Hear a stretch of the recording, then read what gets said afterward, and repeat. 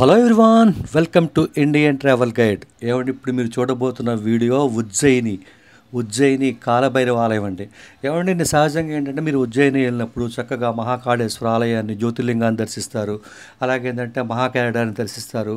అట్లాగే sight seeing ప్లేసులు చాలా ఉన్నాయి. అంటే సాందీపున ఆశ్రమం కావచ్చు, ఇంకా చాలా చాలా టెంపుల్స్ ఉన్నాయి. కానీ ఈ సైట్ సీయింగ్లో మీరు ఖచ్చితంగా కాలభైరవ ఆలయాన్ని మాత్రం ఖచ్చితంగా మీరు విడిగా వెళ్ళండి. బహుశా మీరు ఏం చేస్తారంటే సైట్ సీయింగ్ అప్పుడు ఆటోలో సైట్ సీయింగ్ మాట్లాడుకుంటారు. మార్నింగ్ వెళ్తే ఈవినింగ్ వరకు అన్నీ చూపిస్తారు. నేను ఇందాక చెప్పా కదా, సాందీపున ఆశ్రమం, అలా మంగళఘాట్ ఆలయం, ఇట్లా చాలా చాలా టెంపుల్, అమ్మవారి అష్టాదశ శక్తిపీఠం కానీ ఇవన్నీ వస్తాయి కదా. కానీ ఇందులో మీరు మాత్రం కాలభైరవ ఆలయాన్ని మాత్రం మీరు విడిగా వెళ్ళండి. ఎందుకు అంటే కనుక సహజంగా ఆటో వాళ్ళు కూడా ఏం చేస్తారంటే శుభ్రంగా భోంచేసిన తర్వాత మిమ్మల్ని కాలభైరవ ఆలయానికి తీసుకెళ్తారు. దాదాపు 2-3 గంటలు పట్టుద్ది, మధ్యాహ్నం కూడా తీసుకెళ్తారు.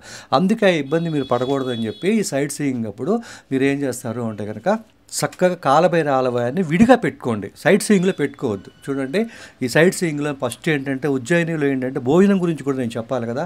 ఉజ్జయినిలో మాత్రం మీకు ఎలా అంటే మన సౌత్ ఇండియా ఫుడ్ అనేది దొరకదు. ఒకవేళ ఇడ్లీ లాంటిది ఏమైనా దొరికినా సరే అది పెద్ద టాస్కే అనమాట మీకు. చూడండి, మధ్యప్రదేశ్లో ఈ ఉజ్జయినిలో కావచ్చు, మధ్యప్రదేశ్లో కావచ్చు భోజనం అనేది ఇలా ఉంటుంది. అలాగేంటంటే నేను భోజనం గురించి కూడా మీకు డీటెయిల్గా చెప్తానండి. అదిగో చూడండి, కాలభైరవ ఆలయం అదేనండి. ఏమండి, ఈ కాలభైరవ ఆలయం అండి, మీరు మధ్యాహ్నం పూట ఏ 3 లైన్లో నుంచి ఉంటుందండి. నరకం అంటే ఎలా ఉంటుంది అలాగే ఉంటుంది, ఖచ్చితంగా ఉంటుంది, నేను చెప్తున్నాను. చూడండి, బయట అంటే అంత ఆవరణ అండి, బయట అంతా మందు అమ్ముతూ ఉంటారు. ఇక్కడ ఏంటంటే కాలభైరవుడికి మందు సమర్పిస్తారు. ఆ మంత్ ఏంటంటే దాంట్లో ఏంటంటే ఒక పావలా వంతు తీసుకొని ఆ వెంటనే ఏంటంటే మనకి ఇచ్చేస్తారు. చాలామంది గుడి దగ్గర కూర్చొని కూడా తాగుతూ ఉంటారు, అది వేరే విషయం. కానీ మీరైతే ఏం చేస్తారంటే ఈ మందుని బయటే కొనుక్కోండి. ఇక్కడ ఏంటంటే రేట్లు చాలా తేడా ఉన్నాయి. మీరు కాలభైరవుడికి మందు సమర్పిస్తాను అంటే కనుక ఖచ్చితంగా మీరు బయట ఆటోలో ఏ వైన్ షాప్ దగ్గర కొనుక్కోండి. అట్లాగే ఏంటంటే కనుక ఉజ్జయిని మొత్తం కూడా మద్యపాన నిషేధం పెట్టిన, అంటే మధ్యప్రదేశ్లో మద్యపాన నిషేధం పెట్టినా కూడా ఇక్కడ ఒకప్పుడు మద్యం ఇచ్చేవాళ్ళు. ఎందుకంటే ఇక్కడ ఆచారం కాబట్టి, సాంప్రదాయం కాబట్టి. ఏమండి, ఉజ్జయినిలో మాత్రం నేను మళ్ళీ చెప్తున్నా, క్యూ చూడండి, నిజంగా అండి 4-5 వాటర్ బాటిల్స్ అవుతాయండి. నాకు తెలిసి ఆ క్యూ మొత్తంలో అండి దాదాపు ఒక 100 మంది ఉంటారు వాటర్ బాటిల్స్ అమ్మేవాళ్ళు. ఇక మీరు ఆలోచించండి. నేను లైన్లో వెళ్ళేటప్పుడు కొంతమంది వెనక్కి వెళ్ళటం కూడా చూసా. అందుకని మీరు మ్యాక్సిమం మీరు ఏం చేస్తారు అంటే సైట్ సీయింగ్లో ఇది చేర్చకూడదు. అట్లాగే కాలభైరవ మహత్యం చెప్తాను. అట్లా ఏంటంటే ఉజ్జయిని అంటే మధ్యప్రదేశ్లో భోజనం అద్భుతమైన భోజనం ఉంటుందండి. మళ్ళీ అలా ఇలా కాకుండా ఏంటంటే ఏదో టేస్ట్ చేయండి, ప్రతిదాన్ని మనం చూసి ఎంజాయ్ చేయాలి. కాలభైరవ మహత్యం కూడా చెప్తానండి. రోజుకండి 100 లీటర్లు స్వామికి అర్పిస్తారండి. అదంతా ఎక్కడికి వెళ్తుంది? ఎన్ని వందల వేల సంవత్సరాల నుంచి వచ్చే మద్యం ఎక్కడికి వెళ్తుందని ఎత్తుక్కోవటానికి చాలామంది వెతకటానికండి, ఏమవుతుంది తెలుసుకోవటానికి కొంతమంది ఉంటారు కదా, ప్రయత్నించి విఫలమయ్యారండి. ఇప్పటికీ కూడా చూశారు కదా జనం, ఇన్ని లక్షల మంది అలా మద్యం సమర్పిస్తుంటారు. అదంతా ఏమైపోతుంది, ఎటు వెళ్తుందో ఎక్కడికి వెళ్తుందో కూడా తెలియదు. మరి అదే కాలభైరవ మహత్యం అండి. ఉజ్జయినికి మొత్తానికి కూడా కాలభైరవుడే సంరక్షకుడు అండి. ఏమంటే ఈ కాలభైరవుడి మీరు దర్శించుకోవటం వల్ల మీకు ఏంటంటే కనుక అన్ని రకాల గ్రహ బాధలన్నీ కూడా పోతాయండి. ఇలా అలాగే ఏంటంటే అక్కడ దొరికే ఫుడ్ ఎలా దొరుకుద్ది మధ్యప్రదేశ్లో అనేది మీకు చూపిస్తానండి. ఫుడ్ కూడా చూడండి, ఆ పెట్టే పదార్థాలు అవి చూడండి, అసలు డిఫరెంట్గా ఉంటాయి. మీరు ఖచ్చితంగా ఎలాగో మీరు మధ్యప్రదేశ్ వెళ్ళినప్పుడు, అలాగే ఉజ్జయిని వెళ్ళినప్పుడు మీరు తింటారు కాబట్టి జస్ట్ ప్రిపేర్ అయ్యి ఉండండి. చాలా చాలా బాగుంటుంది. అలాగే స్వీట్స్ కూడా భలే ఉంటాయి అని చూడండి. అట్లాగే ఏంటంటే ఉజ్జయినికి సంబంధించిన, కాలభైరవునికి సంబంధించిన స్థల మహత్యం కూడా చెప్తానండి. ఏమంటే ఒకప్పుడు అంటే ఇక్కడ 5 రకాల నైవేద్యాలు పెట్టేవాళ్ళు అండి. ఇది వామాచారంలో పంచమకారాలు అంటారు చూసారా, ఆ టైప్లో అనమాట. అంటే మద్యము, మాంసము. ఇప్పుడైతే మాత్రం అలాంటి ఆచారాలు ఏమీ లేవండి. శుభ్రంగా మీరు మద్యం వద్దు అనుకుంటే కనుక చక్కగా పూలు పళ్ళు తీసుకెళ్ళి కూడా స్వామివారికి అర్పించవచ్చు. ప్రత్యేకించి అవసరం ఏం లేదు. ఇక్కడ మాంసాహారం లాంటివి కూడా ఇప్పుడు ఏం లేవండి. ఒకప్పుడు ఏంటంటే ఏమిటంటే ఉండే అంటారు, అవి ఇప్పుడు మనం చెప్పుకోవడం కూడా అనవసరం. మన కామాఖ్య దేవాలయంలో వామాచారాల్లో 5 పెడతారు పంచమకారాలు, అవన్నీ అట్లాంటివి కూడా ఇంతకుముందు పెట్టేవాళ్ళంటే ఇప్పుడైతే ఏం లేదండి. కేవలం మద్యం ఒకటే ఇక్కడ ఇస్తారు. చూస్తారు కదా, అంతా కూడా మధ్యప్రదేశ్లో ఎట్లాగో సైట్ సీయింగ్ వెళ్ళినప్పుడు ఇలాంటి హోటల్స్లో ఆపుతారు. డిఫరెంట్గా ఉంటుందండి ఫుడ్, మామూలుగా ఉండదు. డిఫరెంట్ ఎంజాయ్ చేయండి. ఎక్కడికి వచ్చినప్పుడు ఏమంటే రూమ్లో ఉన్నప్పుడు రూమ్లో ఉండాలని చెప్తారండి. ఫుడ్ మాత్రం చాలా డిఫరెంట్గా ఉంటుంది. ఏంటి, ఎక్కడైనా సరే మన టిఫిన్ ఇడ్లీ దోశ కోసం మీరు తాపత్రయపడద్దు. అలాగే ఏంటంటే మీరు నేను చూస్తూ ఉండండి భోజనం గురించి కాలభైరవ మహత్యం చెప్తాను. ఏమండి కాలభైరవ దగ్గరికండి మందు కనుక ఈ ప్లేట్లో పోసి కనుక అలా పెడితే కొంత తీసేసుకుంటారండి. అట్లాంటిది మీరు మామూలు సమయాల్లో వెళ్తే కనుక అలా చూడగలరు.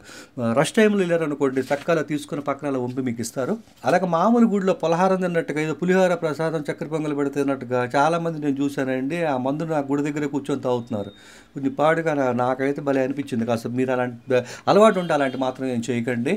అదే పన్నీర్ మసాలా అండి, తర్వాత శ్రేవని ఎన్ని రకాలు పెడతాడో ఒరి బాబోయ్. ఆ ఫుడ్ కూడా 500-600 తీసుకుంటాడండి. అలాగే ఆలయంలో దీపస్తంభం చూశారు కదా, అది ఏంటంటే ప్రత్యేక సందర్భాల్లో ప్రత్యేక రోజుల్లో మాత్రం వెలిగిస్తారండి. అత్యద్భుతంగా ఉంటుందండి. అది ప్రతిరోజు వెలిగించరు. మీరు సైట్ సీయింగ్కి వెళ్ళినప్పుడు ప్రతి చోట కూడా మీరు అవి చూస్తారు. అవి ఏంటంటే ఒక ప్రత్యేకమైన పూజలప్పుడు ప్రత్యేకమైన రోజులప్పుడే వెలిగిస్తారు. అట్లాంటిది మీరు వెళ్ళినప్పుడు కనుక చూసి ఉంటే జన్మ చరితార్థమేనండి. మీరు ఇందాక చూసిన ఆలయం అంటే భద్రసేన మహారాజు కట్టించారు. నేను మళ్ళీ చెప్తున్నాను, ఎలాంటి గ్రహపీడలున్నా దోషాలున్నా ఈ కాలభైరవాన్ని దర్శిస్తే చాలు అండి. నేను ఇంకోసారి చెప్తానండి, మీకు మద్యం అయితే కనుక ఇంట్రెస్ట్ ఉంటే మద్యం సమర్పించండి, లేదంటే కాయ పళ్ళు కూడా చక్కగా సమర్పించవచ్చండి. అది ఆచారం అని ఏదో అంటారు. సో కాబట్టి మనం మీ చాయిస్ అండి ఇక్కడ, దాన్ని బట్టి. కాబట్టి సాధ్యమైనంత వరకు ఇక్కడ మద్యాన్ని ఇవ్వండి. ఎవరన్నా ఒకరికన్నా అలవాటు ఉంటే మద్యం ఇవ్వడానికి ప్రయత్నించండి. అలాగే ఏంటంటే కాలభైరవుని దర్శించుకున్నప్పుడు అండి మీరు చక్కగా ఆలయంలో ఆ స్వామిని జాగ్రత్తగా చూడండి. తలపై కిరీటము, పెద్ద కళ్ళు, చాలా ఇదిగా ఉంటుందండి. మరాఠా పగడి అంటారు చూసారు, అలాంటి కిరీటం ఉంటుందండి. చాలా బాగుంటుంది. నల్లటి కనుబొమ్మలు ఉంటాయి, ఎరుపు రంగు పెదవులు ఉంటాయండి. జాగ్రత్తగా చూడండి. నేను మళ్ళీ చెప్తున్నాను, మీరు కాలభైరవ ఆలయానికి మాత్రం ఖచ్చితంగా మీరు విడిగా వెళ్ళండి. సాయంత్రం పూట వెళ్ళండి. పగటిపూట మధ్యాహ్నం పూట వెళ్ళారంటే మాత్రం ఇరుక్కుపోయినట్టే, మామూలుగా ఉండదు అనమాట. దూల తీరిపోద్ది. కాలభైరవ ఆలయం ఎలా దర్శించాలో గుర్తుంది కదండి. ఇప్పుడు ఫుడ్ అండి. ఏమంటే కనీసం ఉజ్జయినిలో ఏంటంటే 2-3 రోజులు ఉంటాము. ఈ 2 రోజులు ఉన్నా కూడా ఏంటంటే చక్కగా ఫుడ్ గురించి చాలా ఇబ్బంది. 2 రోజులు ట్రైన్లో వెళ్తాము, అక్కడ 2 రోజులు ఉంటాము, 4 రోజులు మన సౌత్ ఫుడ్ అయితే దొరకదు. మధ్యప్రదేశ్ ట్రెడిషనల్ ఫుడ్డే అన్ని చోట్ల దొరుకుద్దండి. మీరు గుర్తుపెట్టుకోండి, సాంబారు చట్నీలు కావాలంటే దొరకదు. చూస్తున్నారు కదా, ఆ కాయగూరలు, 2 రకాల పచ్చళ్ళు, ఆ పుదీనా పచ్చడి, ఆ అప్పడము, అంత మధ్యప్రదేశ్ ట్రెడిషనల్ ఫుడ్ అండి. దీంట్లో ఏంటంటే మధ్యలో ఏంటంటే ఒక పిండి లాంటిది వేస్తారు. మీరు గబగబా తినేయకండి, దాంట్లో ఏదో నెయ్యి పోస్తారు. మళ్ళీ ఆ నెయ్యితో కలుపుకొని తింటే కానీ టేస్ట్ రాదు. తర్వాత ఏంటంటే నాకు ఇందులో ఈ ఫుడ్ అన్నింటిలో కంటే అండి ఆ పన్నీర్ ఒకటి మాత్రం ఉందండి. ఆ పన్నీర్ ఒకటి మాత్రం తెలిసింది, మిగతా ఏం తెలియదు ఇక. కానీ ఈ భోజనం మొత్తంలో కూడా మనం తినగలిగితే ఓకే, ఆకలి మీద తింటామండి, రోటే ఏదో తినేస్తాము. లాస్ట్లో మాత్రం మజ్జిగ ఎన్ని కావాలంటే అన్ని ఇస్తారండి. నేనైతే ఒక 5 గ్లాసులు తాగేసా.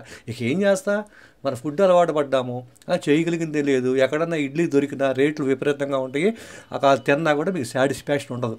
అది కూడా టెంపుల్ దగ్గరలో ఉంటుంది. 1-2 చోట్ల నేను చూశాను, పర్వాలేదు. కాకపోతే ఈ 2 రోజులు మాత్రం కాస్త జిహ్వచాపలాన్ని చంపుకోండి. చెప్పే కదా, అలాంటి మజ్జిగ ఇస్తారు.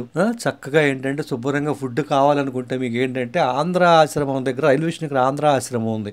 అక్కడికి వెళ్ళి, అక్కడ రూమ్లు కూడా ఉంటాయి, అది వేరే విషయం, ఇంతకుముందు వీడియోలో నేను చెప్పాను.